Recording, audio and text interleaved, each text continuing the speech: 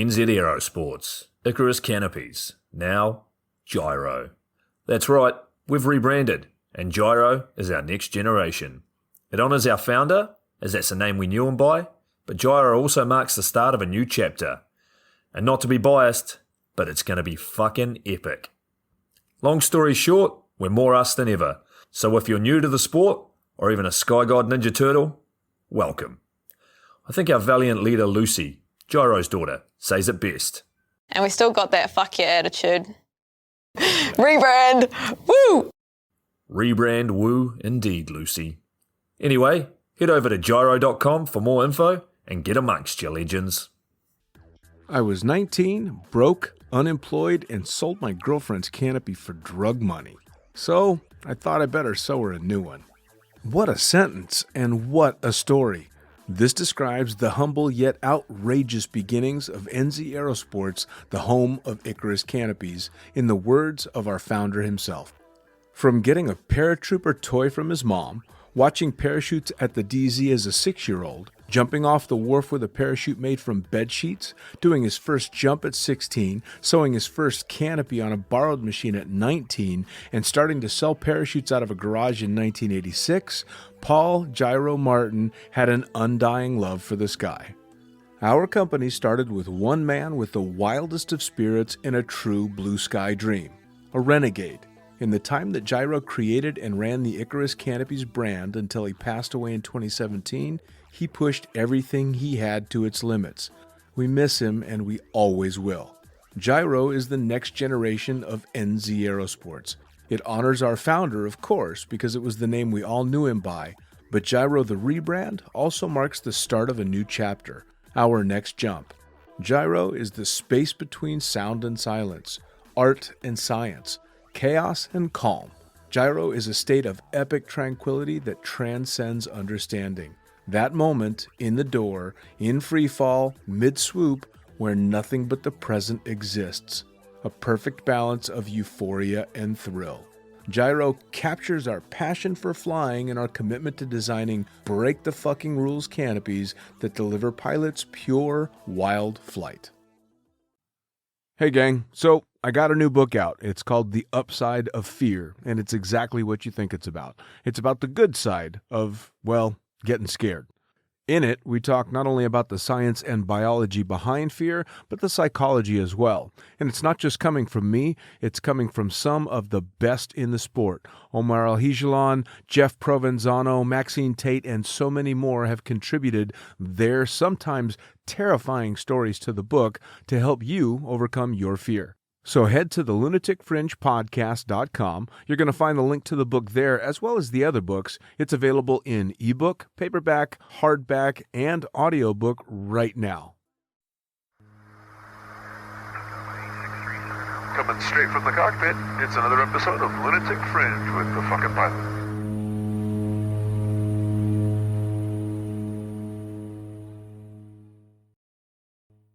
Ready, set, go!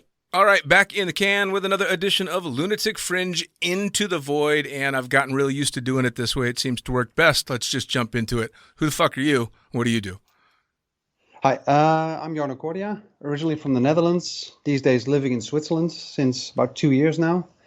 And I do a lot of smart and dumb stuff in wingsuits. I think that basically sums up my career. I like that. I'd say that's probably the best way you could sum it up. Hopefully dumb and smart, and also a little bit of luck thrown in there too. Yeah, no, for sure. I think definitely if you look at the stuff in the beginning, it was more on the luck side, and as the years progressed, I think getting a bit older, getting a bit smarter. Sure. And these days, there's definitely a bit more calculation in Nice. what I do. Nice. Well, we talked before we started recording about just how long you've been doing the wingsuiting thing, but let's dive all the way back to how you got started, not just necessarily in skydiving and base jumping, but anything extreme. Is this something you've always done, or? I've definitely always had, especially with aerial sports and stuff, a thing. My uncle and dad, they're actually twins. My uncle used to skydive, but that's talking way back in the 1970s. my dad was about to start skydiving then as well, and my dad actually was a packer at the drop zone. And then my uncle had an accident and broke his back, landing around, I think, into a fence. Oh, and Jesus. that basically had the whole family discourage my father a bit from starting skydiving. But I think he always sort of had that fascination with anything flying and skydiving. So over the years, there was a drop zone quite close to where I lived. And I got dragged here or there to a drop zone or watching like skydive demos. I've been to a lot of air shows, that kind of stuff. And through that fascination, I think 1999 I started skydiving. Okay. Did always have like a thing with other sports. Like I've done, I would almost say pretty much everything one way or another. Sure. But skydiving definitely was the thing that got me hooked. And yes, very slowly that started. It went from like hobby, and then in like 4 or 5 years, it turned into more like,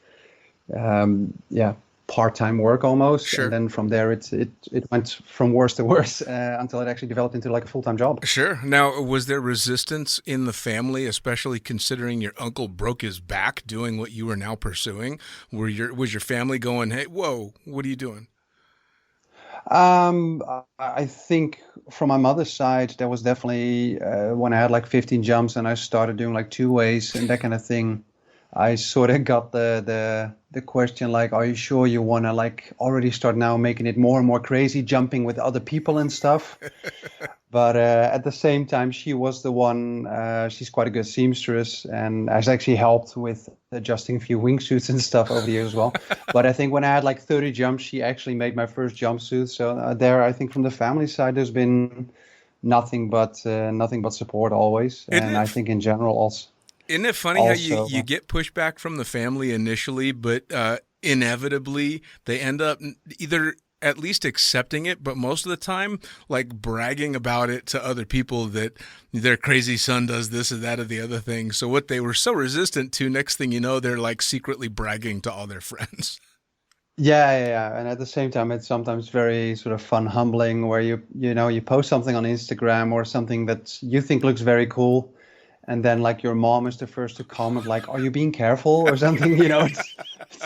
It's like, Mom, I'm being cool for my friends. I think that's kind of that inside joke though, right? With skydivers, we all kind of giggle. Every once in a while, my dad will put something up on Facebook, and in the classic old man style, everything's in capital letters, and he's not really sure what he's talking about. And you just kind of shake your head and go, all right, well, at least my friends are going to get a good giggle out of this.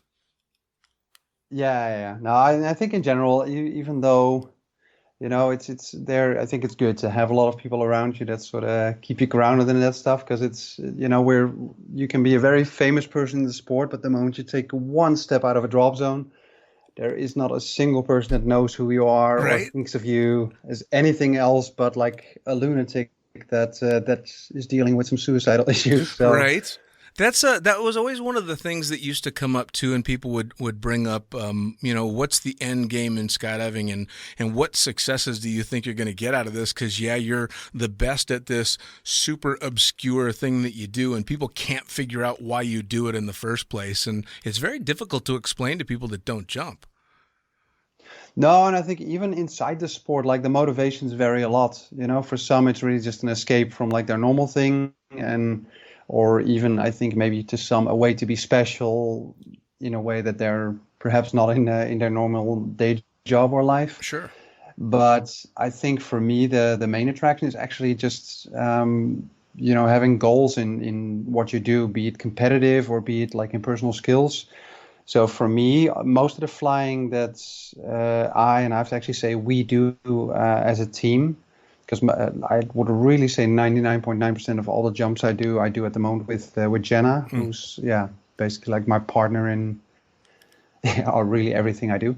And there I think we both really have the motivation to just constantly be better. And it's that's be it like the way a gymnast treats the sport or somebody doing parkour or whatever other sport. I think for us, having those training goals where we want to achieve a certain something, that is to me what makes the flying a lot of fun. And even though just jumping out of the plane and randomly doing stuff, it still excites me and still makes me enjoy everything. But Sure. there's definitely always, with everything we do, there's a bit of a goal behind it. Like in base jumping, my personal thing is really the camera work. Like I really get a big kick out of getting a really good shot. Sure.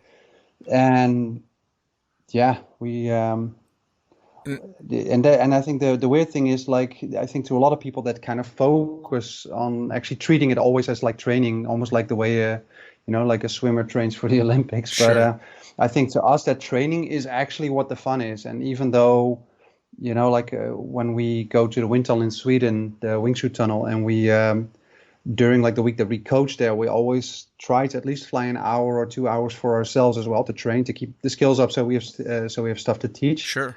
But at the same time, it's we never come out of the tunnel like 100% satisfied, but it's always more in a way where it's like, oh, this could be better, that can be more efficient. And Sure. and there it's really nice because I definitely have a big focus on like video in everything I do, which comes from my previous job where originally I'm actually a 3D animator, special effects artist, and doing like a lot of stuff with basically with camera, graphics, that kind of stuff. Okay.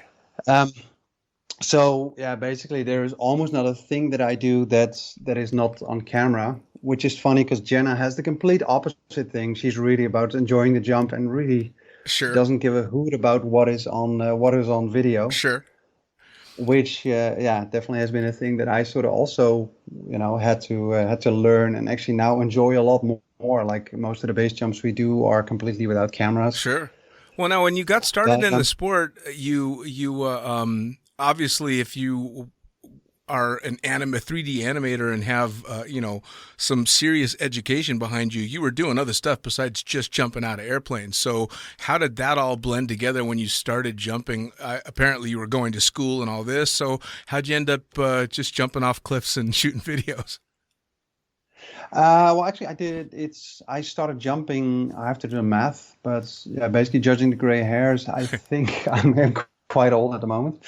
I started jumping when I was 21 or something like that. So I'd already finished school. I was actually done with school quite early because Wow. from a young age, I knew what I wanted to do. So I think I was 17 when I was already done, and then already working for a small TV station. Oh, wow. Doing like editing and that kind of stuff. I started in 2000. I started jumping in 1999. Mm-hmm. But in 2005 is where I basically started my own company, 3D animation stuff, and together with back then a friend, and that actually grew to like having 2 people working for us and a small office in Rotterdam in Holland. Oh, wow. And actually not being too unsuccessful doing stuff like editing, little animation, special effects work for video clips, that kind of stuff. Wow. But being like my own boss, it also allowed me to sort of do this thing where I would work like an idiot for two weeks in a row. And then if there was no work, instead of just sitting in an office, I would actually go away for 2 weeks, 3 weeks. So started to plan the work a little bit where it developed basically from having like a full-time job to, I think the whole self-employment thing for me was always a way to sort of try and work smarter, not harder. Sure, and, sure. And even though I would have loved to work in skydiving right from the start, I do believe that working like packing on the drop zone or that kind of stuff, it is indeed working in skydiving, but I think having a really well-paid job outside of skydiving and purely doing skydiving as hobby, it definitely allows you to acquire skills a lot quicker, which in the end will allow you to sort of, make a living out of skydiving in like a more fun way. Sure. Well, I think that's the key, right? Is for people like me who I didn't do the packing mat route, but I started shooting video very, very early on in my career. And then next thing you know, I'm doing tandems and AFF, and it became an all-encompassing way of life to the point where on a day off, the last thing in the world that would cross my mind was going to the drop zone to fun jump. Because I had just done, 75 jumps this last week or 100 jumps. So I think doing it that way, you keep that, I don't want to say the enjoyment, because I enjoyed the hell out of all the years that I worked full-time jumping, but there's a bit more passion involved when your skydive is 100% yours and not your students. So Yeah, definitely. I mean, that is, I think, also how for me it turned into like an actual job that actually almost happened without realizing. I started wingsuiting basically winter 2003. And then, so that's now, what is it, 19 years ago, 18 years ago. And that's the thing I always hate now about this age. Like when you register on a website, you have to scroll back so far to find your birth year. Oh, tell me about it. But I basically started wingsuiting, and back then I was really like one of the very few people that was wingsuiting. Like in Netherlands back then, I was one of maybe like 15 people that did wingsuiting, but like 1 or 3 or 4 that actually did it as their discipline and not just as a thing they did on the side. Sure. And you'd really see that if you went somewhere, you'd sort of really have to almost like work hard to meet other wingsuiters to jump with. And I remember back then when I went to different drop zones, I think every third drop zone that I went to jump, you got the comment like, wow, you're the first person to jump a wingsuit here. Right. And like now that's unimaginable. Oh, but, yeah. Well, I equated it to when I talked to the squirrel guys. I equated it to when snowboarding started to come on the scene with skiing. And for the longest time, it was, those of us still on skis going, get the hell off my mountain, knocking my moguls down, all this shit. And of course, now you could not imagine a mountain without, snowboards on it. So I think it's the same kind of thing. Yeah. It's now on a drop zone. It's quite common to just see wingsuits walking around. It's no longer like a novelty thing. Sure. And what I had back then, there was basically not too many wingsuiters around, but there were back then dropzone.com was like the big thing where you would communicate, because it wasn't really like a Facebook world and stuff like that. Sure. So there was then like a lot of sort of meeting up at boogies and events and that kind of stuff. And I used to jump like with like some of them still wingsuiting a lot, others a bit less, but or even just people I looked up to, it was like Craig Poxon from the UK, Andy Ford, those kind of people there. There were people that you'd see at like various boogies. Sure. Like I went to the Hercules boogie 2004 in Sweden, spent a good 3 days falsifying a logbook because I had 300 jumps, and then I suddenly read that Sweden demanded 500 jumps to fly a wingsuit. So, and then basically several people around me said, just write a few pages and just say, 500. That's just a Swedish local rule. Sure. So I arrive at the check-in at the boogie, show my paperwork, and sees how many jumps do you have. I'm like 540. And I really, from like jump 300 to 540, I wrote a story for every single jump, forged different signatures of people, everything. And then they never asked for the logbook. Of course. Of course. Oh, man. But yeah, no, and that was fun. Like I think at that boogie, we flew like the first 14-way, like a V formation. Sure. And that was all super cool stuff back then. And yeah, I think that boogie in 2004 definitely sparked like an enthusiasm with me for the wingsuiting, where I basically did a bit of free fly and a bit of tandem video. Sure. And a bit of FS4, like a bit of everything. Like a little bit of everything, but not really good at one thing. Right. And then wingsuiting really clicked, and especially when I was doing like back flying and nobody else could really do that yet, I think.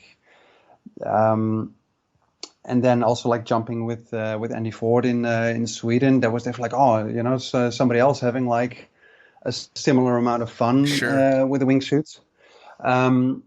That sort of just made me more and more want to be better at it. Sure. And through that, more and more people started asking me for tips about flying. And I mainly, doing a few events here or there, I mainly got annoyed that it was unlike other disciplines, it was very disorganized, just people jumping on loads randomly, not really, like if you join a good like organizer in free fly or FS, you do the same jump 2-3 times until it works, Sure. and there's not just randomly people walking on at boarding time. So I basically organized like my own thing, going to like Empuria Brava in Spain and having like, I think we had like 10 people that I knew that were okay flyers and everybody a bit disciplined. And we started doing stuff there and we did really fun, cool flying like 2005 to 2008. Sure. And then at some point that developed into some of these people asking like, hey, we really enjoyed that. Could we actually pay you to come with us on like our next trip to do that? And sort of, unknowingly that developed into coaching, and in the beginning just for, like getting expenses paid, but at some points getting asked so much that it's became an actual job. Well, and you're also talking about a time, especially with wingsuiting, when I think the whole industry and the whole sport was trying to figure out how to do it safely, right? I mean, where the hell do the wingsuits go? When do they get out? Where should they be flying? I mean, lots of scary stuff in an environment where you're having to learn with skydivers that don't just fall down anymore or at an angle. They're going all over the fucking place. And for those of us in the States, we, especially sitting in the pilot seat, we had to contend with wingsuiters loving clouds, as you would, and getting their pilots in a shitload of trouble because the FAA says it doesn't matter how far that wingsuiter flew to get to the cloud, it's still the pilot's fault. So you were there when it was all, I mean, you guys were having to learn all these lessons firsthand and the changes you must have seen. Yeah, it's there. I'd almost say, sadly, there is a lot more knowledge now, but I do think it's at the moment still quite spread out. And at the same time, there's also, I think, a lot of stuff now that is just been perpetuated in terms of like what people say. Sure. But there isn't really sort of like what you have with free fly. If you ask a coach like, how do I go forward? How do I go backwards? Every single coach will give you the same tips. Sure. Quite excited to talk about free fly because Jen and I are actually just getting into doing a bit of vertical tunnel recently. But if you ask like a wingsuit coach, like how do I do this or that, there's several ones that can give really good like meta advice, like do this with your shoulder, do this with the arm, do this with do this with your angle. But a lot of the sort of stuff you hear currently in wingsuiting is still sort of like more like you're attending a yoga class, like, feel the speed and go with the angle, feel the flow and that kind of stuff. So I think wingsuit compared to other disciplines still, I think, has a long way that it can go. And I think especially in what's possible, if you look at like the amount of dedicated, repetitive training that FS and free fly teams or individuals do on certain things, I think there's very few wingsuit skydivers or base jumpers that put that amount of dedication into like just repeating one single task to get super precise at it. So I do still think that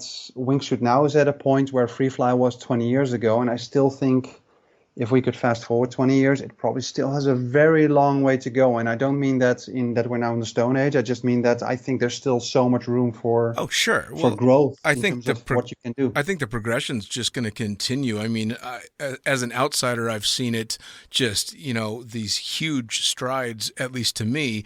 Obviously, to somebody like you that's in it every day, it seems to be coming a little bit slower, but it's people like you that are doing the coaching and teaching people that helps that along quite a lot. And I'd imagine too, because you started coaching and wingsuiting so early on, that had to have improved your flying exponentially as well, right? I mean, yeah, it's there. It made me, but that was actually almost the other way around. Like I was already before through sort of my work obsession with video, like any second of video I got, and like way back there, back 2004, 5, 6. Finding like somebody else that jumped wingsuit and then on top of that somebody else that jumped camera was almost like a rarity. Right. So any video that I got, I definitely sort of overanalyzed and 2006, I started jumping with a friend here in Holland, and we actually formed like the team name that we still use, the Fly Like Brick, which at that point was a joke, but at the moment it's sort of become the brand I name. think it's great. And yeah, I think at the time our website read like Fly Like Brick is a wingsuit team. Fly Like Brick is our Indian name. And I think the second line was something like, we are Europe's best wingsuit team. And then it said something like, which is similar to being the only gay Eskimo, because there are no other European wingsuit teams. I think in today's politically correct cancel culture, I think that website would have disappeared ages ago. Yeah. Well, I think yeah, we I think in the PC world, skydiving still lags behind a little bit, thankfully. Or I would have been, they would have thrown me off the magazine and taken me off the air a long time ago. yeah, no, for sure. No, and there the whole definitely, like in what I was doing, it definitely professionalized slowly as I went along. And I think just through my own passion for doing like nicely edited videos on everything I did, I think I sort of got quite a bit of I think following or popularity is too big a word, but you definitely noticed that I was getting a bit noticed through just all the nicely edited videos. Sure. Which also with some people created a very incorrect image of what the videos, of course, are all the edited good moments. Sure. But of course, there's a lot of crap. Sure. Like bad flying, bad transitions and stuff that doesn't make it into the videos. Sure, of course. But yeah, and I think that for me is still a big thing. Like I still love trying to capture what we do on camera and make like nicely edited videos of it. That's still like that whole visual aspect for me is still a big thing. Well, and of course, you were ahead of the game before social media was what it is now, because now if you don't have a good visual presence in social media, you're fucked. If you're trying to keep any image out there. There I'm actually sort of sad, like the whole Instagram thing, that I actually got into it so late in terms of the following you see people build. Sure. But also not really as a complaint or anything. But I think I've only been using Instagram for about 4 years. Sure. So like, really, I think I made an account in like 2015 or 16 when I went to China to that World Wingsuit League, and they sort of demand that you have an Instagram account. Right. So I made an account and then didn't do anything with it. Besides putting like 5 photos on it, I didn't do anything with it for like 2 or 3 years. Sure. And then I think it was somewhere like 2018 that I actually slowly started using it a bit more. And now I've definitely almost moved away from Facebook, because I think Instagram is a lot nicer with just a picture. It's really just about the pictures it's or all videos. visual. And it's all visual. And Instagram, Facebook seems to be, last year that was mostly about Trump politics. And, I think now it's mostly about vaccines and Facebook is armchair. Facebook is armchair doctors and politicians, and it's long form bitching about this and that. And Instagram is the check out this cool stuff. So I think you're right in that. I'm still, I'm a bit like you. I was slow on the uptake with Instagram, but for me too, because I'm not producing the stuff that you're producing, my following on Instagram is only going to be people that are wanting to see what's next on the podcast, or what's next with the book. So for me, it's a little bit easier, and I'm not out there competing with the girl that's got 5 million followers because she's in short shorts. Which no, for sure. And hats off to her. I give her all the credit in the world. But speaking specifically of stuff like Instagram, and especially because you do such produced high-end videos, does it bug you that sometimes the shittiest little clips are the ones that get all the attention when you're putting all this work into really good stuff? I think yes and no, because I do have to say I don't think I've ever done any jump or anything specifically for Instagram. Like, even though I do make really nice videos of what we're doing, but like when we are doing, like we started the year in January with a really nice helicopter jump with a long proximity flight, and then 4 minutes of crying because our hands were frozen on landing, but not doing that one again. But like even though the video on that is something that afterward I love and almost obsess over in editing and making it look nice to post. We're never getting in that helicopter, or we're never jumping off that cliff, and we're never really going into that wingsuit tunnel for a single second with the intent of, the Instagram post or Facebook post or YouTube video is never the original intent. Sure. And I definitely think that there is a danger of actually doing the jumps for that. Like especially in base jumping, you see certain people that are Oh yeah. definitely, I think, pushing harder than they should, just because they seem to be really eager to please an audience. And Well, I mean, I you think would know they're this much more than me, but especially in base jumping and wingsuit base jumping, there's got to be countless injuries and fatalities directly related to trying to be a badass on social media because you saw someone else do something that you think you need to do better. So you're right. I think that's the worst motivation in the world is going out and jumping for Instagram. Yeah, and I think in general, like social media is quite easy to get a bit of sort of like not even social media, but just internet in general. It's easy to sort of develop a very unhealthy relationship with it. And I have to say, I think the last 2 years, 3 years, I'm definitely doing a lot better with that. But I definitely also had a period, and I think that for me that was almost like 2010 to 2015, where I was way too invested about the choice of suit that I jumped, the style of flying I did, and almost getting into like argument, or not almost, just actually getting into arguments online with people. Where now I'm and that has definitely been Jenna that has sort of helped me ask, like, why the hell are you even spending time on this Right. when you could actually just be sipping a wine and watching a movie at home? Why would you sit there and Sure. spend time online arguing with strangers on the internet? Yeah, no, I agree. I agree. In fact, the one of the best things in the world for me was starting the podcast and having to do an Instagram and Facebook specifically for the podcast and the books and stuff, because it turned into a bit of a job, and my personal time on social media, not including the Trump era, Yeah. backed down dramatically. And I will admit that I got way too deep into it with the political stuff. But now my personal social media footprint is very, very small. It's all just about the work that I'm doing. So I kind of am there with you. Yeah, it's I think the last 3-4 years, I thankfully haven't had like personal life. I think we're both trying to keep that fully sort of off limits for online, and mainly try to just almost trying to treat internet like a post only thing. Of course, you do, especially with wingsuit stuff, try to stay a bit up to date with what everyone's doing, both from a point of inspiration. Sure. As from the competitive side, seeing what other teams are doing, to see if we need to step it up ourselves. Sure. Now talk to me about competing in wingsuiting, because I will admit that I don't know a whole lot about what's involved in the competitions.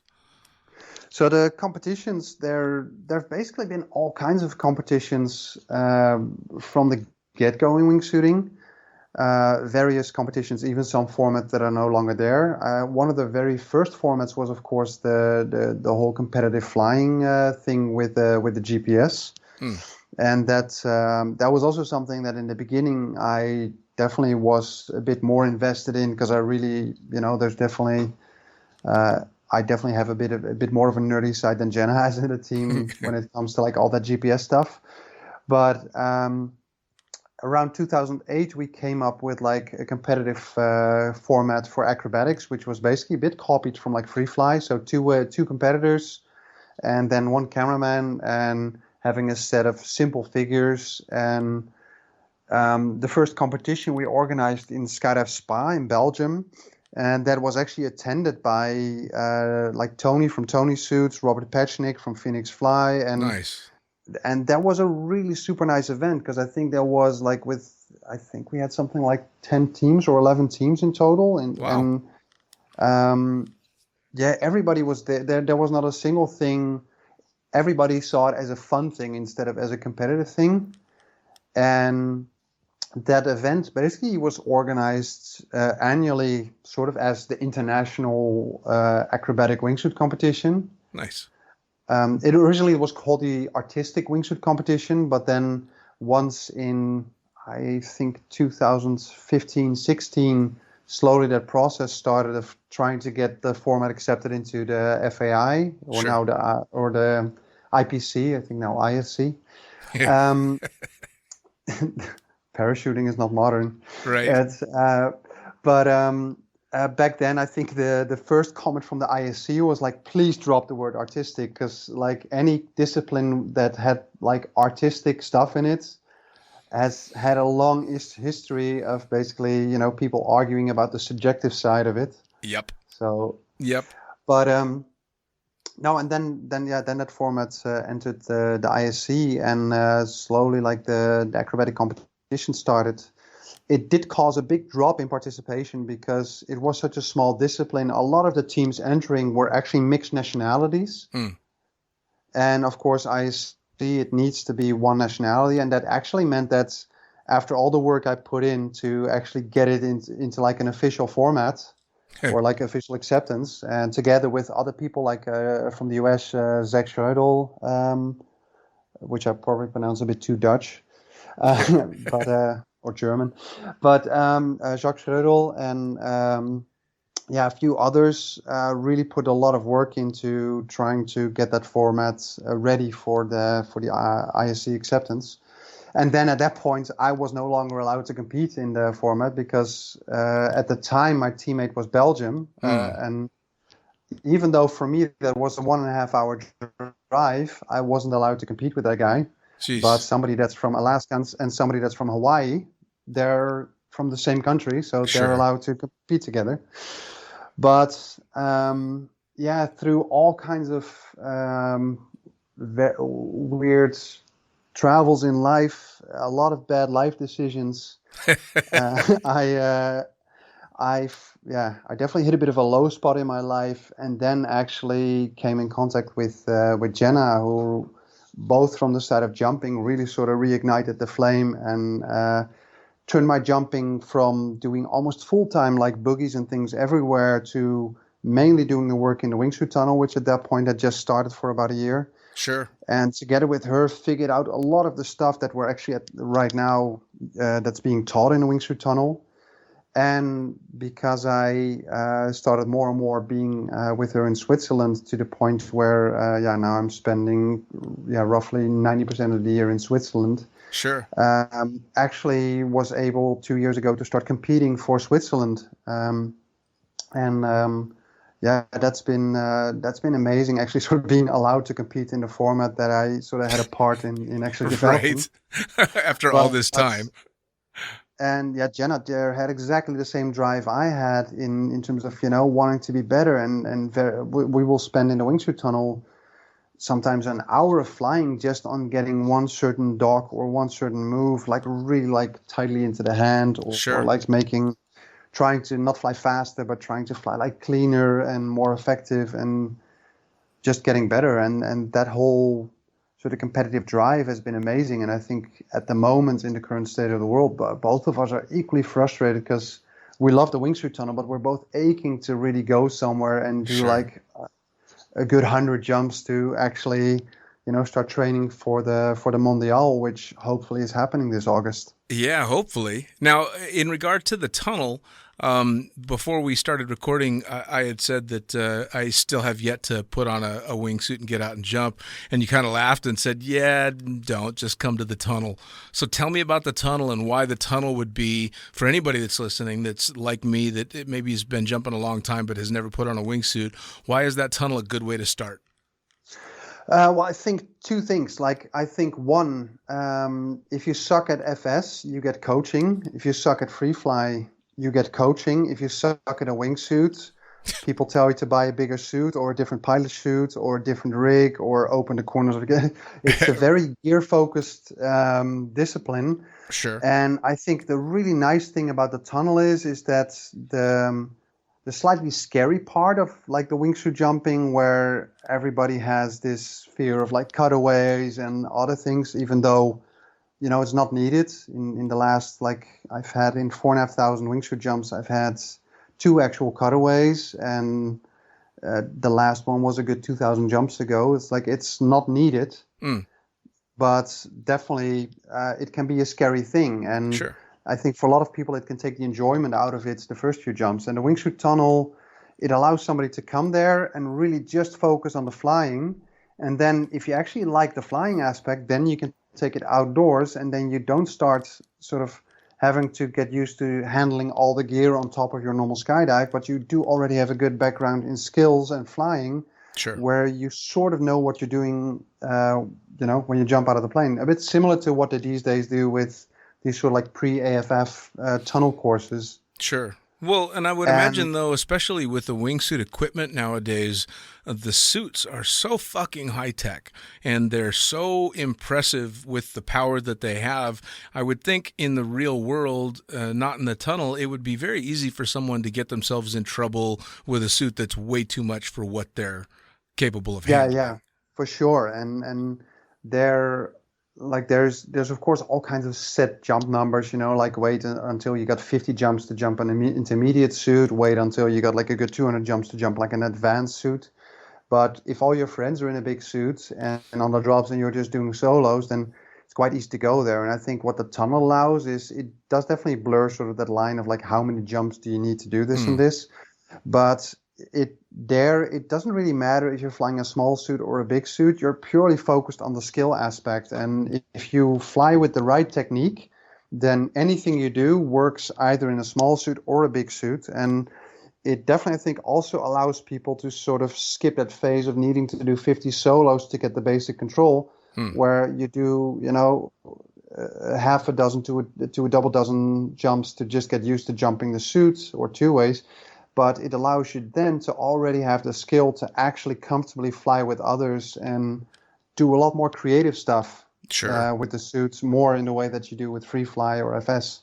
Well, for somebody like me, I think the tunnel would be epic for getting over what you were talking about in the beginning, which is basically gear fear. Being focused on being worried about what could go wrong instead of focusing on, what you're trying to learn to do. So for somebody like me, that would be fantastic.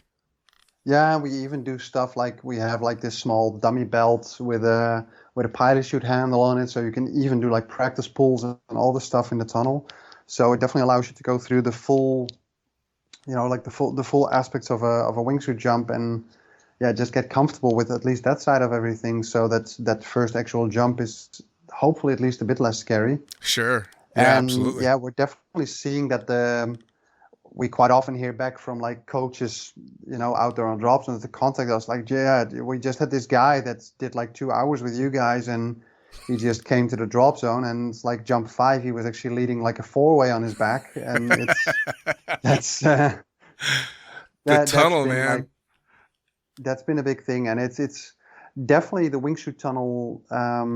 It's a bit more limited than vertical tunnel in what you can do, because like in vertical tunnel, everything sort of has, you can fly feet first or head first, but imagine the flying in the vertical tunnel only had head down, then you'd also be a bit more limited in what you can do. Sure. But even there, I think Jenna and I are both like personal flying probably close to about 100 hours over the last 3 years. Wow. And then coaching, we're both at around 1,500 hours or something like that. Jesus. Well, I mean, I know from my own personal experience, teaching people always made me better at whatever it was I was teaching, because I had to mentally break down what it was I was doing to be able to explain it to these people. So with 1,500 hours of teaching people, you must just have it dialed in.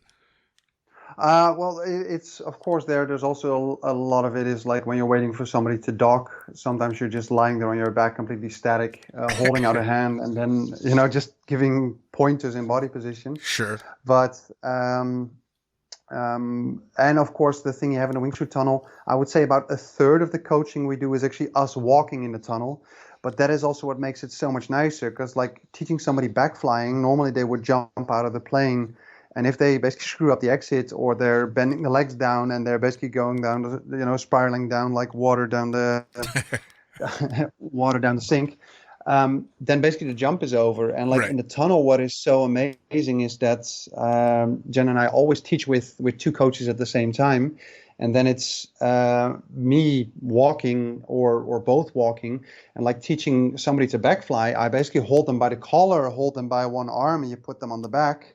And then Jenna flies in a wingsuit next to them and basically shows them what to do. And you can really do that thing where if somebody's flying a bit bent, I just grab the head and put it in the right position. And Right. in the sky, you're happy if people are even watching you, when you're coaching somebody. So there, if you're actually looking at like from a coaching point of view, I get to actually on a daily basis, I get to teach about, like 3-4 hours worth of flying. So if you put it in jumps, I think Jen and I have done like each like 15,000 jumps worth of coaching in that tunnel. Which is amazing. And they're having done like the full-time jumping thing for many years, you end up going to a drop zone and sometimes you just sit around all day waiting for weather. So it's also from like a time effective thing. It's Sure. really nice. And same with weather, of course, not being weather dependent. Yeah, no doubt. Now, do you have a bunch of base jumpers heading your way looking to learn the wingsuit skills to take to the mountains? Yeah, for sure. I definitely think there is the biggest interest seems to be mainly from the skydiving side, the people with like formation flying or acro stuff Sure. in mind.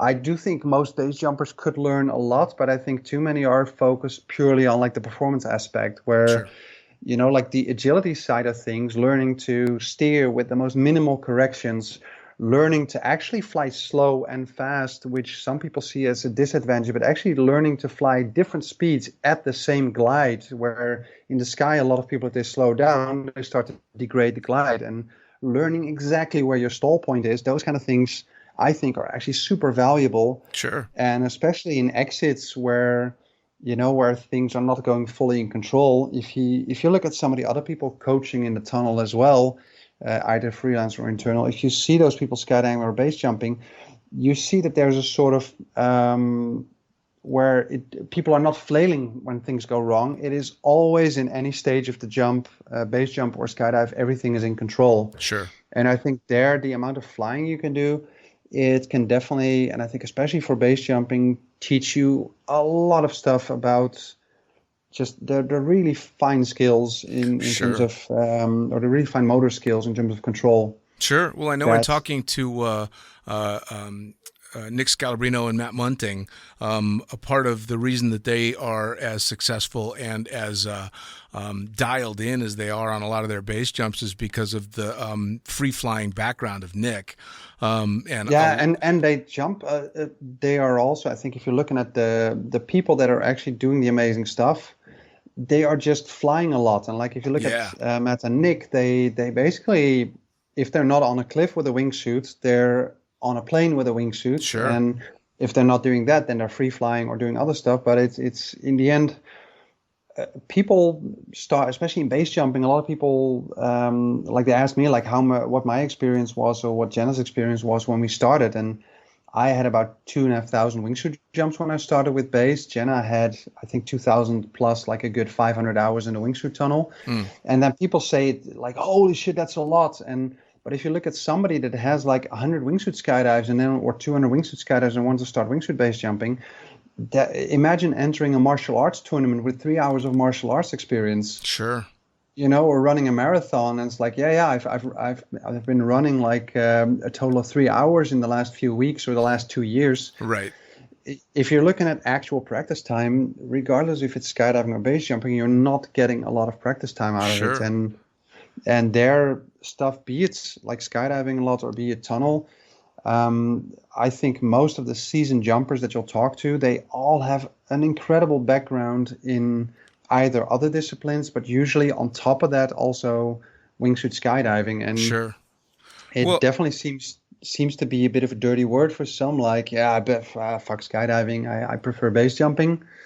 But if you see like the stuff we manage, like Jen and I, like when we're jumping like in Lauterbrunnen, which is not the highest cliffs in the world, but the stuff we managed to do there off like a low cliff in like a 10-14 second flight, we're actually doing quite a lot of acro stuff. Sure. Where other people are just spending, they're running up and down 10 times a day, but they're basically repeating the same mistake 50 times, trying and then hoping for a different outcome. Sure.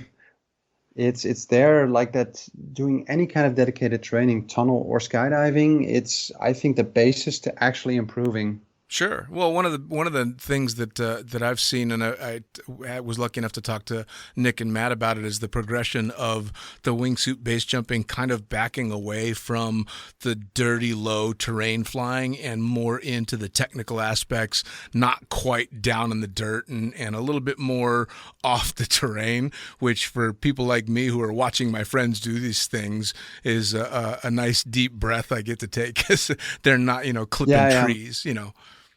No, and there's a lot of things like I really enjoy with camera work, flying with basically a bit longer lenses. Like instead of like a fisheye thing, you fly with something like say like 35 or even 50 millimeter. Sure. And then the type of flights that Jenna and I do are never really close to terrain, but with basically careful lens selection, the visual you get is actually one that gives a lot more speed, and it gives this illusion of proximity without actually going into like the whole dangerous side. And like if it's about, thankfully that game ended a bit, but that whole game of like who can fly lowest and closest, it's like everybody on the base fatality list won that competition. So there is, like I think if it's about who can fly closest and live, I think Jeb Corliss sort of is the undisputed winner.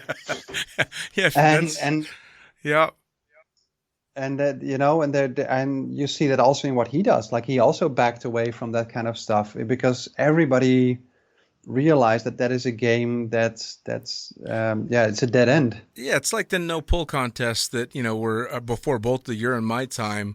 Obviously, you don't want to win that game. No. We both, even though I'm not directly in that world and the base jumping stuff, have more than a few friends that I've lost along the way. Not necessarily because they were trying to get dirty low, but because that's just where the flying was at the time. So it's very nice to see the skill level of the flying going up right along with the flying getting a bit away from the terrain. So I love seeing it. But I think that's actually because it's two different things. I think, and that is, I think, in general, a bit of a problem with like less with skydiving, but especially with base jumping. There is two things that make people say, wow. And sadly, the sort of like social media side seems more impressed with the bad decision making, like flying close to terrain or doing something else. That is not a skill. It is a decision. Sure. Like I choose to fly close to something, and that is in the end, like if you drive your car 10 centimeters off the guardrail on the side and you do that for long enough, at some point you are going to get caught out and brush along that guardrail. And that is the same thing with it's purely a decision to fly close. And somebody that flies super low, you're basically applauding like, wow, he's stupid. And not saying that all the stuff in the past that was low is stupid. Like some stuff was done with a lot of skill. Sure. But we sadly live in a world where if you watch anybody doing like something, and like even looking at Matt and Nick, probably the videos they do where they are flying close to terrain probably get viewed more than the skydives where they're doing various acro stuff, where if you look at the skydives and the acro stuff, that is actually on a technical level and training and skill level way more difficult than actual base jumping stuff. But still there seems to be too much appreciation for that. Well, I mean, it's like the whole decision making side. It's the whole fascination with threading the needle and potential death and injury. I mean, people are they're attracted to it for horrible reasons. I mean, I'm sure you've seen it over all the years, and I just talked about this with Junior and Omar, that every time there was a fatality at a drop zone, you see a spike in business because people are attracted to that kind of thing. And so that's the dirty low flying and all that stuff. It just draws people in. And I was always freaked out watching those videos because regardless of how skillful the pilot might be, something well out of their control could take them out of it. I mean, when you've only got a few feet to spare, it's not your skill anymore. It's just dumb luck. Yeah. No, and then like I said, it's like there's always going to be that thing where if you look at skydiving and you flare a slight fraction of a second late and you slide it in instead of walking it out. Yep. that stuff happens. And like in base, you definitely want to have the margins to allow for those kind of slight lapses. As we're hopefully getting through all this COVID crap, and the world is starting to, fingers crossed, move forward, what's coming next? Do you have competitions that are coming up, training, trips? What comes up for you guys? I think for Jenna and myself, at the moment, the Mondial, and hoping that's going to be August in Russia, and otherwise, most likely, if it gets postponed, it's going to be next year. I think Eloy, the World Championships or World Cup or whatever it's going to be. Sure. That is definitely our main aim in flying. On the side, we're still doing various things. Like we managed to shoot some stunts for a Netflix movie project. Nice. Last May. We're shooting next week in Austria. We're shooting a commercial where we're getting to do some proximity flights on the Matterhorn. Wow. So there's still quite a few sort of fun things in the near future for us. But the competitive flying and training in the tunnel and in the sky, that is our main thing. We're really eager to go to the US for 2-3 weeks to do like a combination of personal training and offering one-on-one coaching, because we're definitely getting a lot of requests for that. So, and depending on like the timing, that's either going to be something we probably do at Eloy or Elsinore or Sure. Paris, one of those 3 drop zones. And next to that, there's just a lot of fun jumping for us, which for us is base jumping, which is like for us both the thing where we're not really coaching, we're not doing anything that's purely like leisure, purely fun, and just enjoying being out in nature. Yeah, you said your base jumps, yeah. you basically shut the cameras off now and just go play. Yeah, we do of course here or there film something, but I would say that's probably like more than 2/3 of our jumps. We're not really rolling cameras, or if we're rolling a camera, it's purely something that is on, not with the intent of doing any actual filming, and then actually also not really doing any filming like actively during jumping. So it's got to be very freeing.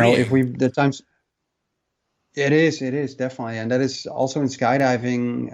Even when we're training, quite often we do it either with one video just to sort of debrief, but most of the time from the amount of flying in the tunnel, we're quite aware already during the jump of the things we need to change, do better, or that kind of thing. So yeah, just focusing on the flying and the fun and like the training aspect is really nice, and not having that worry about if a camera is on or that kind of stuff. Sure. Well, I mean, you said before though, for you guys, the training kind of is the fun. That's kind of the juice for you, which is fantastic, because for somebody like me, being able to go out and jump with no expectations and no nothing, I finally got to become, the fun jumper that I never got to be because I was too busy working. And, it was all about getting the job done. So now, of course, I've discovered the joy of going and being an idiot with no camera is just wonderful. But it sounds to me like you guys are just loving every aspect of it.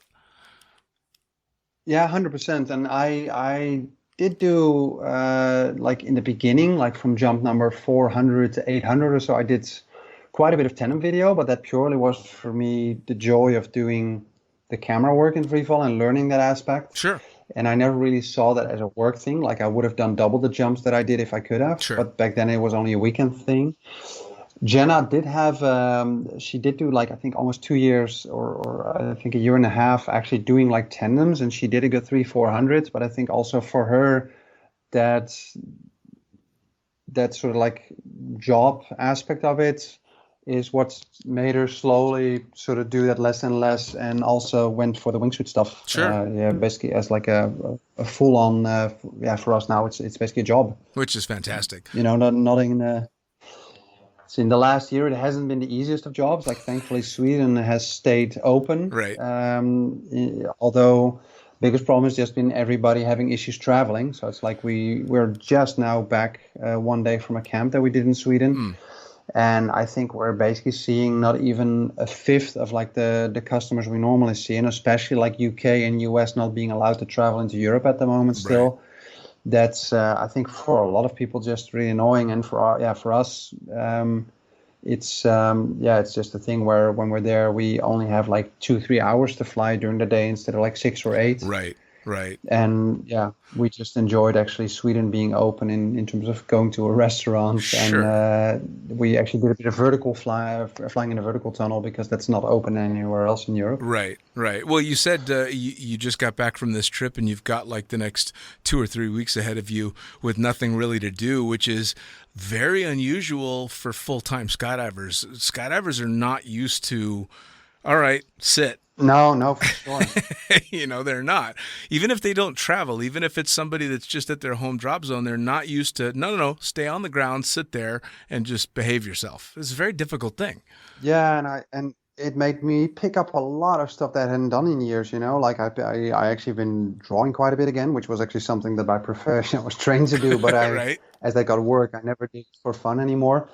Actually, 2004 already, I started writing down all the things in wingsuit flying that I thought were like cool to put to paper because there was nothing. And I did put out like various videos, little tutorials and those kind of things. And they were always, like well watched and everything. Over the years, I think I wrote a good 60 pages of what was intended to be like my wingsuit book that I wanted to publish. Sure. But then that was basically written from like 2004 up to 2012, 13 or something. But then that died a very lonely death on a hard drive somewhere. Basically, it's still there, but just didn't continue on it. And now last March, I basically picked that whole project up, read what I wrote back then, but fully tossed it and started from scratch. Nice. And started actually writing on it's always been a bit of a dream to like actually, publish a book, do a TED talk. Those are sort of like the little cool things that you sort of hope to do at some point. And that book project now, I'm in basically writing the last 3 chapters, and I'm now almost 300 pages in. Amazing. And the aim is to actually publish that like end of March. So this month, so I'm putting a bit of pressure on myself to actually finish that in time. That's fantastic, man. I'll tell you what, that's such a huge accomplishment, especially considering the span of time that you're talking about. Yeah, and I think it also I definitely also got a bit sportier again during the whole lockdown, right? Which is also good because I definitely got a bit more on the pudgy side, and you do want to keep fitting in those wingsuits. And like especially having a girlfriend / teammate that is insanely fit and sporty in everything she does. She's flying with Mr. Toad next to her. That's not going to help. So there, I definitely had to sort of step up and get a bit fitter, get a bit lighter and stuff. Nice. To actually just as a team to fly successfully together. Well, hopefully you guys will be ready to tear it up once the world stops spinning off axis and gets back to normal, or at least a little bit. Yeah, we hope so too. And there are also like various other things. Like there's the already quite a few years flew with a wingsuit with jet engines on like jet boots. Yeah, I actually wanted to talk to you about that. I saw going through your Instagram a picture of you with that setup, and that looks pretty fucking intense, man. It's not too bad. I also have to say I wasn't actually the first one doing that. It was actually a Finnish guy, Visa Parviana, which I'm probably pronouncing shitty, which I should be ashamed of because my name is actually Finnish apparently. But so I should at least know how to pronounce something Finnish. But he was the first one to actually jump with like the jet engines on the boots, and he actually already then managed like sustained level flight and climb.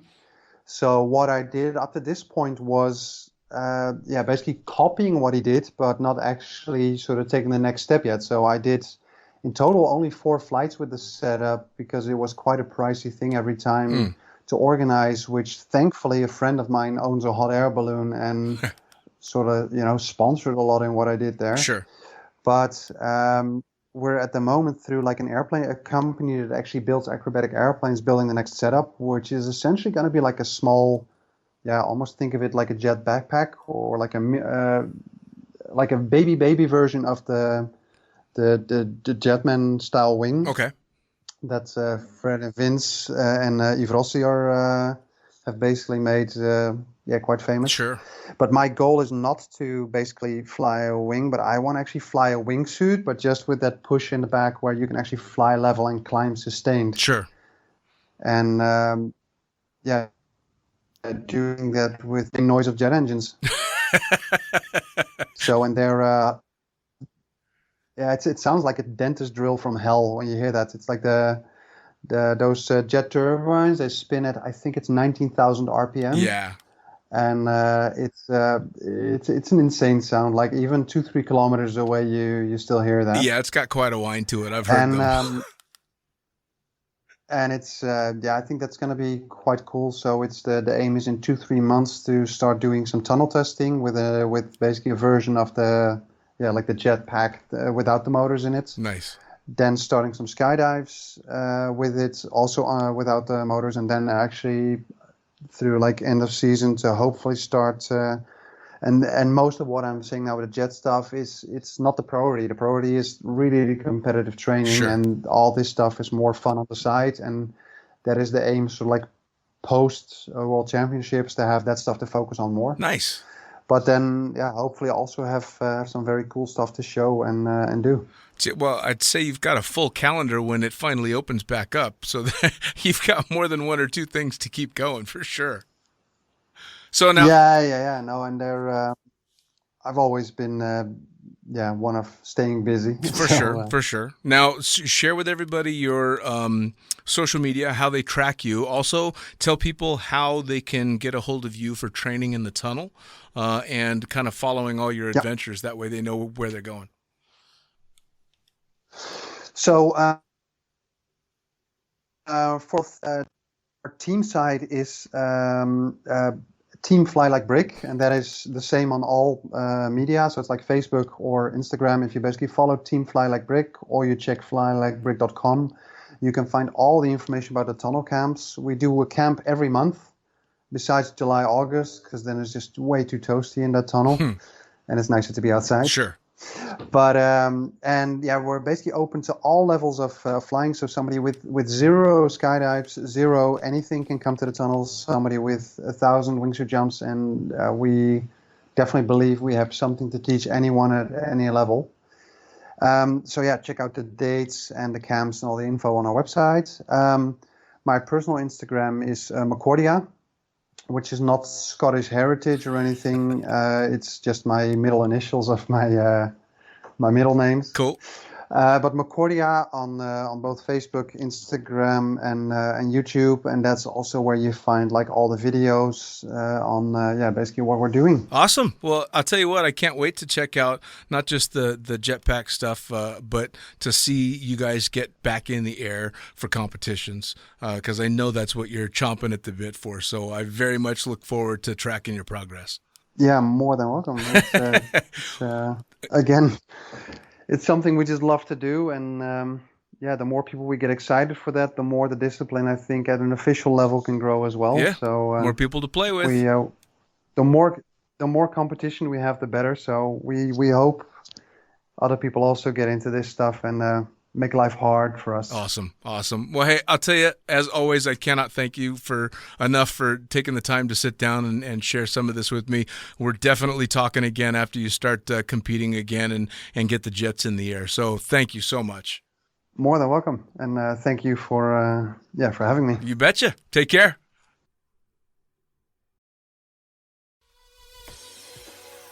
Well, there you have it. Another episode of the Lunatic Fringe podcast, brought to you as always by, not as always, actually. Brought to you now by Gyro. Formerly known as NZ Aerosports, you'll head to gyro.com for their next level line of canopies. By Pussfoot, the Extreme Sports Collective. Head over to pussfoot.com to check it out. By Summit Parachute Systems, check out summitparachutesystems.com to talk to Jarrett Martin and the gang about kick-ass pilot rigs, rigging courses, and more. By Flyaway Indoor Skydiving, go to flyawaytn.com and check out all the cutting-edge stuff to come. By Pure Spectrum CBD. Head to purespectrumcbd.com to check out their wide range of CBD products. And as for us, head to the lunaticfringepodcast.com to listen to any of the hundreds of episodes currently available. Hit the link for our YouTube channel, pick up your copy of the Lunatic Fringe book or The Accidental Stripper, and get a sneak peek at upcoming guests. Once again, thanks for listening, and we'll see you next time.